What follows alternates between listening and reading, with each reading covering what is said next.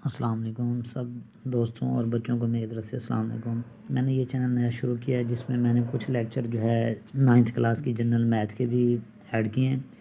तो आज मैं साइंस के साइंस के लिहाज से मैथ का एक पहला लेक्चर अपलोड कर रहा हूँ, जिसमें जो है मैं क्रैमर रूल के बारे में जो है कुछ क्वेश्चन करेंगे। इसकी हिस्ट्री जो है वो इंशाल्लाह हम नेक्स्ट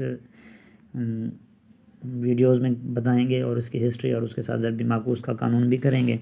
इसी तरह अब हम करेंगे आज जो है पहला लेक्चर जो है हम करेंगे क्रैमर के कानून के मुताबिक। उसके लिए सबसे पहले तो आपको डिटर्मिनेंट मतलब कि मक्ता जो है किसी चीज़ का लेना होता हो। जैसे कि कोई अगर वैल्यू दे देता है कि एक कालब है, उसमें वैल्यू है 2 1 3 4, तो इसका मतलब आपको सबसे पहले मक्ता लेना आता हो कि मक्ता जो है वो किस तरह लिया जाता है। तो मक्ते में क्या होता है कि इसके जो वतरी अरकान होते हैं, मतलब पहला जो आखिरी है, पहले को आखिरी से मल्टीप्लाई कर देते हैं। जैसे 4 को 2 से मल्टीप्लाई करें तो क्या आ जाता है 8, ठीक है। और दरमियान में जो है इसके माइनस आता है, ठीक है।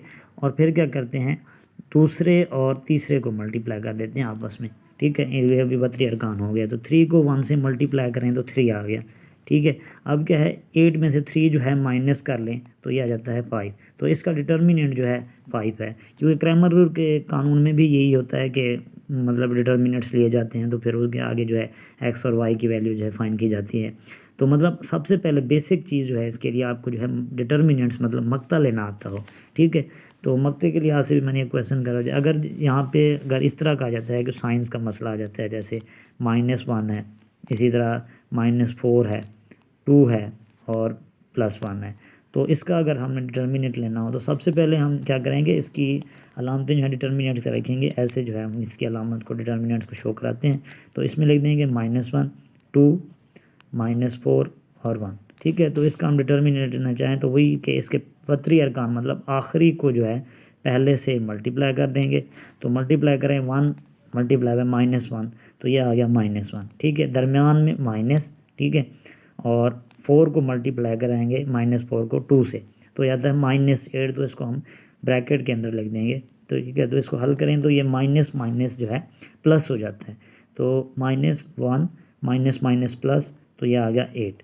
अब देखें इसमें जो होता है, अगर अलामतें जो हैं दोनों ही मुख्तलिफ आ जाएँ तो ये सब्ट्रैक्ट होते हैं। तो मतलब 8 में से हम 1 निकालें तो 7 आ जाता है, और अलामत वही आंसर के साथ आ जाए जो बड़ी रकम के साथ है।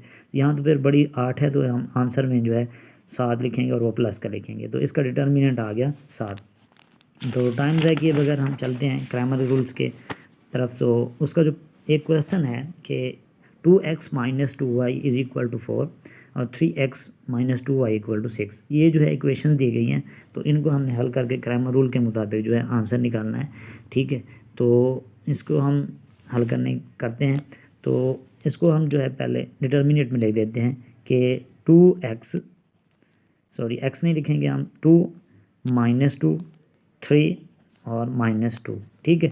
तो इसको हम पहले मैट्रिक्स में लिख देते हैं और इस कॉलम में तो इसको हम ए का नाम देते हैं, ठीक है। तो इसका हम अब डिटर्मिनेंट लेते हैं। सबसे पहले इसका डिटर्मिनेंट लेंगे, ठीक है। तो ए के डिटर्मिनेंट में सबसे पहले इसको हम उसी सूरत में लेके आएंगे 2 3 -2 और -2, ठीक है। तो डिटर्मिनेंट हमने पीछे भी समझाया आपको, क्या होता है कि -2 मतलब आखिरी उसका वतरी अरकान होता है, उसको पहले अरकान से मल्टीप्लाई कर देते हैं। तो 2 को 2 से मल्टीप्लाई कराएं तो ये 4 आ जाता है, और माइनस है तो ये -4 आ जाएगा, ठीक है। दरमियान में फार्मूले का माइनस, ठीक है। और फिर क्या करेंगे, हम तीसरे को जो है दूसरे से साथ मल्टीप्लाई कर देंगे। तो थ्रू ये 3 to the 6, तो यहाँ पे आ गया -6 क्योंकि माइनस है, ठीक है। तो अब ये माइनस माइनस ये क्या हो गया प्लस, तो हमारे पास आ गया -4 शुरू वाला और माइनस माइनस प्लस आ गया और 6 आ गया। तो मैंने आप पहले ही बताया कि अगर अलामतें मुख्तलिफ हो तो ये माइनस होता है और बड़ी रकम में से छोटी निकाल लेते हैं। तो 6 में से अगर 4 माइनस करें तो क्या आ जाता है 2। तो अलामत आंसर के साथ वही आएगी जो बड़ी रकम के साथ होगी। तो बड़ी रकम 6 है, उसके साथ प्लस है, तो इसका डिटर्मिनेंट जो है वो 2 आ गया, ठीक है। तो आगे जो है हम क्या करते हैं, अब जो है हम ए एक्स की वैल्यू बनाएंगे। और ए एक्स के लिए हम क्या करेंगे कि उसकी वैल्यू बनाएंगे, और जहाँ पे मतलब ऊपर में शुरू में हम एक्स की वैल्यू दी हुई है, इसकी जगह पे हम ये जो 2 जो 3 है ए में, इसको हम यहाँ ये 2 और 3 नहीं लिखेंगे, उसकी जगह इक्वल की जो दूसरी साइड पे वैल्यू दी गई हैं उसकी जगह पे वो ले देंगे। मतलब y वाली वैल्यू जो है वो रहेंगी -2 और -2, ठीक है, और x की जगह पे हम लिख देंगे 4 और 6, ठीक है। तो इसी तरह आप उसका भी डिटर्मिनेंट लेंगे, मतलब आखिरी को जो हम पहले से मल्टीप्लाई कर देंगे, 4 को 2 से मल्टीप्लाई किया तो ये आ गया 8 माइनस का, ठीक है। इसी तरह फार्मूले का माइनस, और 6 को तीसरे को अगर दूसरे से मल्टीप्लाई किया तो ये आ गया 6 टू द 12 और माइनस इसके साथ आ गया -12, ठीक है। तो ये -8 आ गया और माइनस माइनस ये वाला प्लस हो गया तो ये बन गया +12, ठीक है। अब बड़ी में से छोटी निकालें तो ये आ जाता है 12 में से अगर हम निकाल दें 8 तो ये आ जाता है 4 और वो भी प्लस का आएगा, ठीक है। तो इसी तरह आप y के लेंगे तो y की जगह क्या करेंगे, ये जो y वाली वैल्यू हैं इनको हम नहीं लिखेंगे और उसकी जगह पे हम लिख देंगे 4 और 6 जो इक्वल के दूसरी साइड पे हैं, ठीक है। तो इसको हम हल करते हैं। तो मतलब हम अभी हमने ax निकाला था तो इसी तरह हम निकालेंगे ay, ठीक है। तो ay के लिए हम क्या लिखेंगे, उसकी जगह उसकी वैल्यू है x वाली तो वही आ जाएंगी 2 और 3, ठीक है।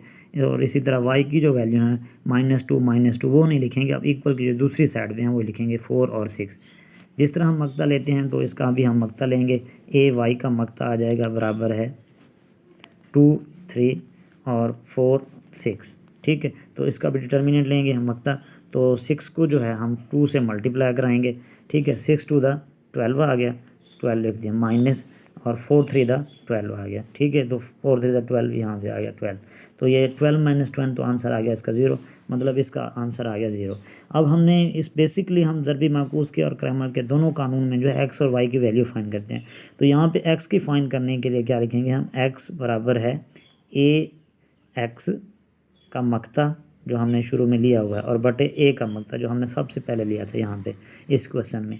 तो ax का मक्ता जो है हम निकाला हुआ है, पीछे देख लेते हैं हम क्या निकाला हुआ है। ax का मक्ता ये वाला जो है ax है, इसका हमने मक्ता जो है क्या निकाला है 4, ठीक है। तो और हमने a का मक्ता क्या निकाला है 2, ठीक है।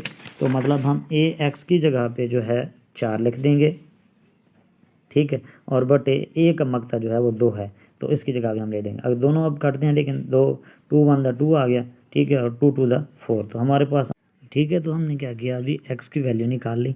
अब इसी तरह जो है y की वैल्यू निकालेंगे तो उसमें क्या करेंगे, हम लिखेंगे ay का मक्ता, ठीक है, और बटे a का मक्ता, ठीक है।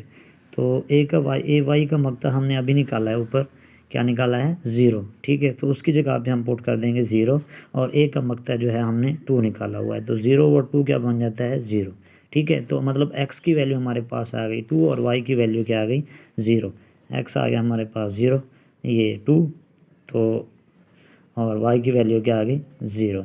तो मतलब हमने बेसिकली क्रैमर और ज़रबी माकूस के कानून में x और y की कीमतें ही फाइंड करनी होती हैं, जो कि हमने फाइंड कर ली हैं, ठीक है। तो इस तरह के मज़ीद क्वेश्चन जो है इंशाल्लाह आगे नेक्स्ट जो है एक्सरसाइज हम शुरू से चैप्टर को करेंगे, पहले चैप्टर को। तो आप सबसे पहले तो चैनल को सब्सक्राइब कर दें और बेल आइकन को लाजमी प्रेस करें ताकि नई आने वाली वीडियो जो है आप तक पहुंच सके। तो चैनल को सब्सक्राइब लाजमी कर दें और इंशाल्लाह हम आपको जो है अच्छे तरीके से जो है फिर चैनल में ये लेक्चर को डिलीवर करेंगे और इजी वे से जो है मैथ समझाएंगे इंशाल्लाह। थैंक यू, अल्लाह हाफ़िज़।